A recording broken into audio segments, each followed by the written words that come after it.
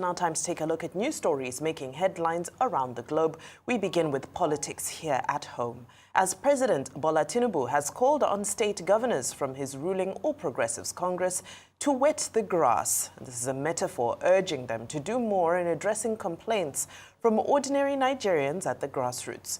He made the call during the party's 14th National Executive Committee meeting in Abuja, where Professor Nentawe Yilwatda was elected as the new national chairman of the APC. Let's take a look at what happened. The 14th National Executive Committee meeting of Nigeria's governing All Progressives Congress began with a minute of silence in memory of the late President Muhammadu Buhari, one of the party's most prominent figures. But it was also a moment of urgent party business. The emergency session was called following the resignation of the national chairman, Abdullahi Ganduje. Governor Hope Uzodinma, chair of the Progressive Governors Forum, moved the zoning of the party's top leadership to Nigeria's North Central region. He also proposed that the office of the National Legal Advisor be moved from the North Central to the Northwest. Professor Nentawe Yilwatda was then nominated and elected as national chairman. Professor Karim Kana, the current National Legal Advisor, was also, on his part, nominated and elected to become the Deputy National Secretary, while Murtala Kagia from Katsina State, Northwest, was nominated and elected as the new National Legal Advisor. I want to humbly move the motion that the National Executive Committee approve the office of the National Chairman of APC to be zoned back from the Northwest, where it is now, to the North Central geopolitical zone. That Professor Nentawe Yilwatda from Plateau State, North Central geopolitical zone, be nominated and be elected as the National Chairman of All Progressive Congress. I, Abbas Tajuddin, member of the All Progressive Congress from Kwarbai B Ward of Zaria Local Government of Kaduna State, hereby second the motions. Professor Yilwatda, an engineer, former resident electoral commissioner, and current Minister of Humanitarian Affairs, then accepts the position with his full heart. I do not take this mandate for granted. I want to accept it with gratitude and with my full heart and full mind to work together with you to build the party, knowing that all of us here are the mechanics of the party, and the party is our vehicle, and we'll fix it and move it to our destination of choice. I pledge, without hesitation, that I will work with everybody in the party. I'll unite the party, I'll build the party, I'll expand the party with you as a focus and the building block and the support that I will require to drive the party as needed by all of us so that we can fulfill the dream of Nigerians who have reposed their hope in the Renew Hope agenda. President Bola Tinubu used the opportunity to rally his party and its governors. He insists that while the economy is stabilizing, the expectations of ordinary Nigerians must not be ignored at the grassroots level. Thank you very much for the acceptance speech and the commitment to the progressive ideology of this great party. Nigerians are still complaining at grassroots. To you, the governors, you have to wet the grass more and lead the way in delivering progressive change to Nigerians. The party proposed that the tenure of ward and local government party executives be extended to 31st December 2025, citing compressed political activities within the party. Tinubu also said it will allow for more defectors to join its fold. That is making room for those who are still coming. And it's not a bad idea to abandon the sinking ship and be absent from a coalition of confusions. NEC is the second most powerful organ of the party after the National Convention. Now, still in politics, the chairman of the People's Democratic Party, Governors Forum, Bala Mohammed, has said only a transparent national convention of the party would be the game changer for the turnaround of the party.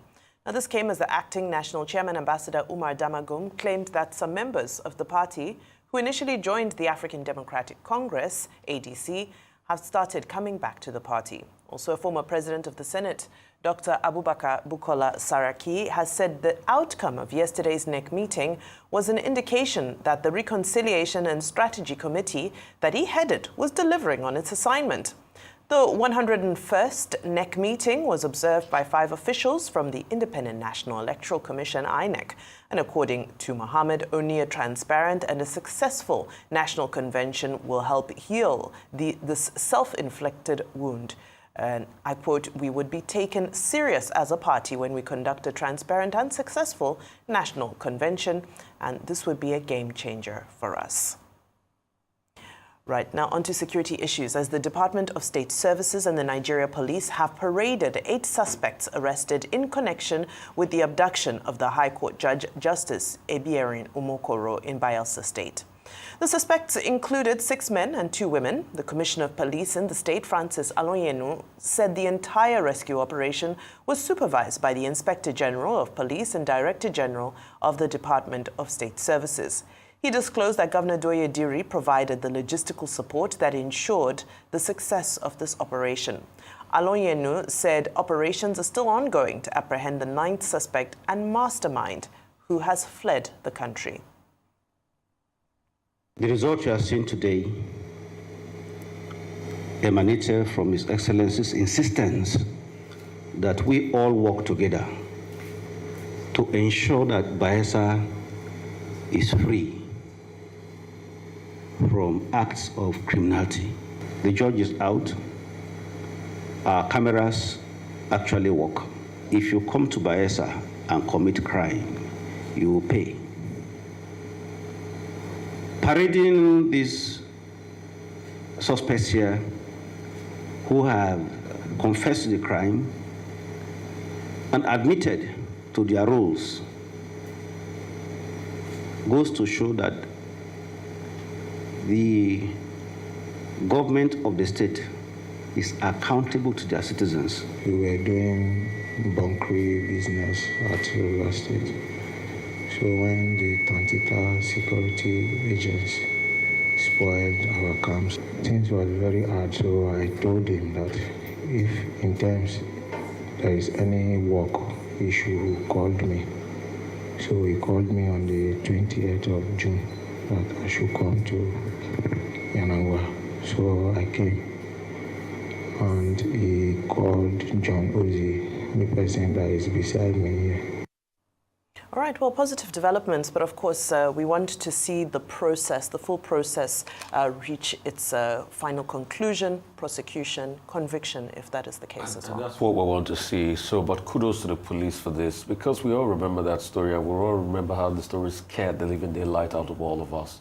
You know, how will a judge just be picked up on the street like that? So we are happy. And we all remember what transpired about even when 2 families had to go head-to-head against each other during that situation out there in Bayelsa. But we're happy that they've been apprehended. And one step further will be the full weight of the law. So they need to have their time in court. They are still suspects. Yes, they've they've confessed to the crime, but they are still suspects, and they have to go through a legal process. As regards the APC, kudos to President Tinubu this morning. Master stroke for making Professor Nentawe the head of the APC, the chairman of the party, because Professor Nentawe is sort of like a balancing act. Apart from the fact that he comes from the North Central, he comes from the Plateau, I should say, and also the fact that he's somebody that is very forthright with his decision-making process, and that's indicative in the last role he had with the humanitarian ministry and some of the things he was able to do, which he did give account of while he was there. In fact, the humanitarian ministry will miss him so dearly, and we hope President Tinubu will get another person in the stature of President Nentawe to replace him in that humanitarian ministry and the work he'll do there. And also with his grassroots work in Jos, you know, he vowed for our governorship under the ticket of the APC in the last election. He lost to Mufwang, but it does not relegate the fact that he does a lot as regards to grassroots development out there in Jos. And it's going to be a balancing factor in the political party. And he has something some sort of like a righteous stubbornness, if I can use that word, at which he'll be able to pull in errant parts of the political party. We feel very good because we're the last to interview him. And after the interview, then he's now the chairman of the APC. So this is a good selection, by President Tinubu. It just shows that the APC is trying to rein things in as much as possible. Also, the PDP has shown some glimmer. We have constantly said here that the PDP is in comatose and the likes. Yes, but in these past few days, they've been able to show some glimmer of hope, to be able to coalesce and bring forces together. Namagung recognizing that, we might have done wrong in the past. They called for a parley of founding leaders the other day, and they said, okay, the way forward, we'll be looking at the future. The convention is coming up soon, and they are able to do kumbaya. But with the way the PDP has been destroyed, and largely still in coma because the PDP is still hemorrhaging, because with all of this, it has not stopped the fact that people are still leaving. Some senators left the other day. Will they be able to summon it up? Only time will tell. So let's see how their convention will go. But it looks as though steadily the coma is starting to wear off from the PDP. And, pretty much across the two political parties, there's some very cheering news this morning by my read, So today is not my sledgehammer. Today is my chummy bubble gum for the two political parties. Okay, on this platform, previously, we deplored the abduction of Justice Umukoro of the Bayelsa State of the Bayelsa State High Court. He escaped. At the end of the day, he was released. The family said they spoke to family, and then he was released. However, nobody, as we pointed out, should be abducted in Nigeria. Every citizen has the right to life. Every citizen has the right to the dignity of life.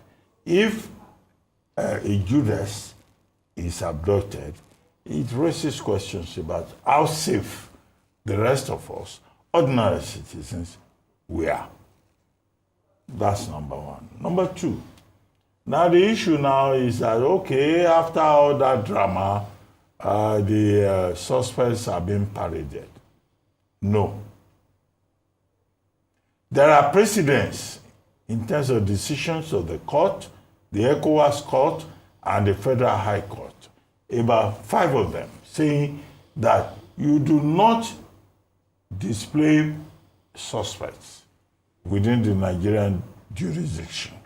Because, as I always argue, our system is prosecutorial. It's not accusatorial. A man is deemed innocent until proven guilty. Now, when you display them, as Lateef Fagbemi, the Attorney General of the Federation, also intervened, as he did, in March 2025, you already have judged them guilty. Whoever the culprits are, you don't display culprits, alleged offenders, persons who have been accused before the determination of the suit itself. And I think that that's something that, the judicial system needs to work on to make sure that you don't convict people before their guilt is properly established. This is the problem we have in this particular story about persons who may have abducted Justice Umukoro being paraded. The parading of suspected persons is wrong, it's unconstitutional, it's unlawful. And I stand by that argument. Whoever disagrees can come to television and argue that matter. Now, the other issue you raised is about Yilwatda, who was here recently on this program, now the APC chairman. All of us will recall that when the APC chairman before him, namely the former governor of Kano State, was removed. That's Governor Ganduje. There were concerns. Why was Ganduje removed? What is going to happen? And all of that.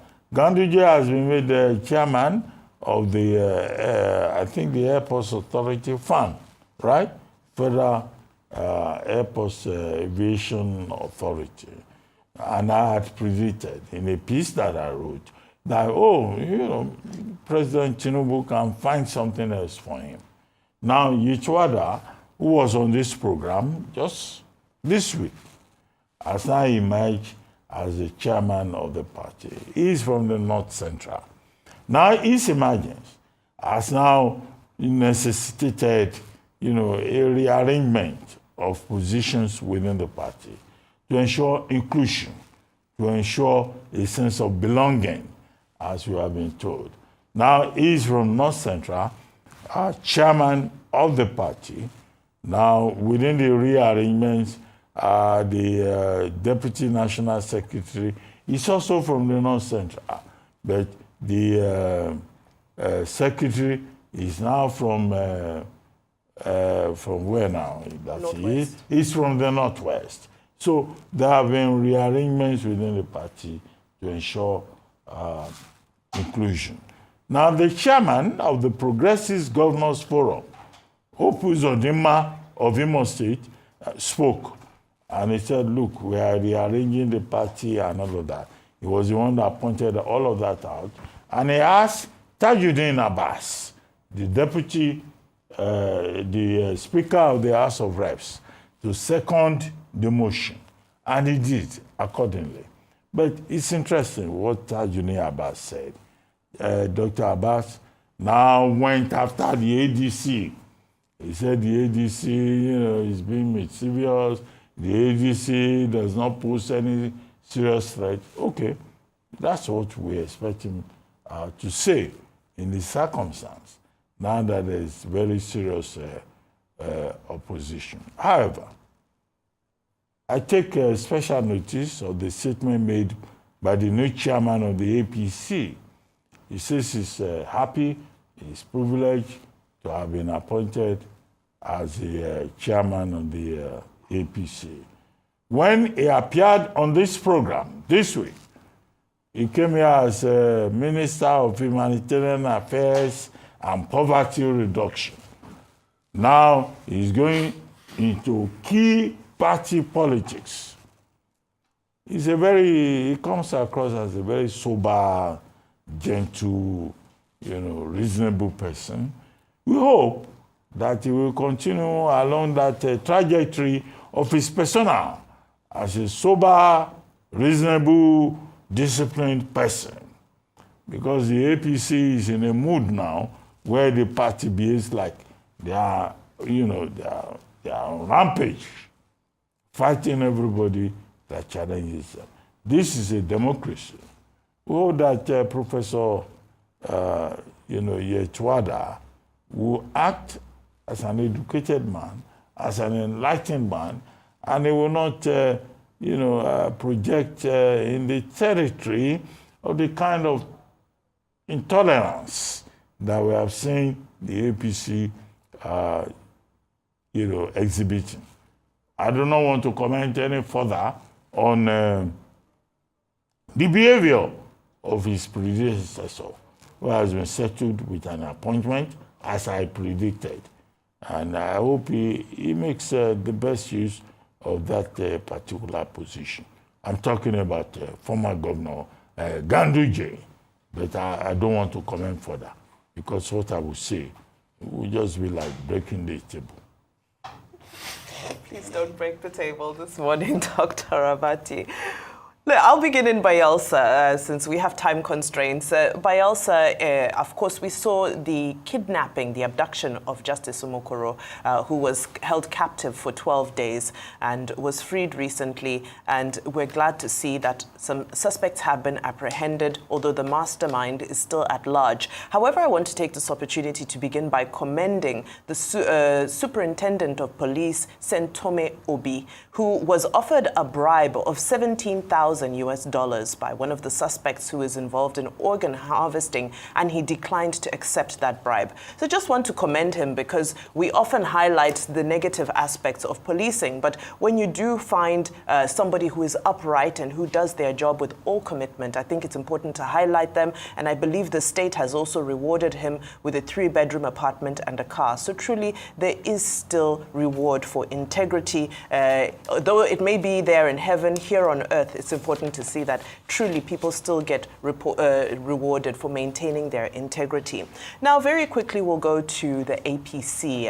A very warm congratulations to Professor Nentawe on his ascension as the new chairman of the APC. Quite a balancing act indeed, as my colleagues have already highlighted. What are some of the major factors? Some of the major factors are that with the rearrangements that have now been done, the Northeast has been left vacant, and some might argue that it has reassured Vice President Kashim Shettima that his position is not under any threat whatsoever, and has also cooled the nerves of those in the Northeast that we saw crying foul just a few weeks ago when there was a report of omission. There were so many stories around what happened when the Vice President's name was not mentioned, following which President Tinubu himself had said that he will not name who his running mate is until he's given the ticket officially and so forth. But with this new arrangement, it looks like the Northeast can rest easy because the Vice Presidency belongs to them.